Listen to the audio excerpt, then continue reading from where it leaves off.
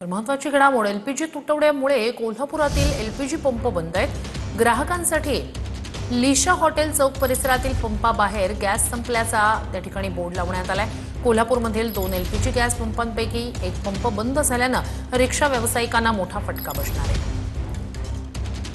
युद्धजन्य परिस्थितीमुळे देशभरात एलपीजी गॅसचा तुटवडा भासतोय आणि त्याचाच परिणाम म्हणून कोल्हापुरातील एलपीजी गॅसचे पंप जे आहेत ते आता बंद पडताना आपल्याला बघायला मिळत आहेत। मी आता आहे कोल्हापुरातील लिशा हॉटेल चौकामध्ये जो एलपीजीचा पंप आहे त्या ठिकाणी आणि इथली दृश्य आपण बघू शकतो। या ठिकाणी गॅस संपल्याचा बोर्ड आहे तो लावण्यात आलेला आहे। त्याचबरोबर युद्धजन्य परिस्थितीमुळे एलपीजीची कमतरता आहे आणि त्यामुळे सध्या आपण या पंपावरून एलपीजीचा पुरवठा करू शकणार नसल्याचा देखील फलक आहे तो लागल्याचं बघायला मिळतं। त्यामुळे रिक्षा चालकांना विशेषतः मोठा फटका यापुढे बसणार आहे। आता एलपीजीचे हे पंप कधी सुरू होतील याची देखील शाश्वती इथल्या व्यवस्थापनाला देता येत नाही आणि त्यामुळे अनिश्चित काळासाठी हे सगळे एलपीजीचे पंप जे आहेत ते आता बंद ठेवण्यात आलेले आहेत। Journalist Sunil Katkar, Bhushan Patil, TV9 Marathi.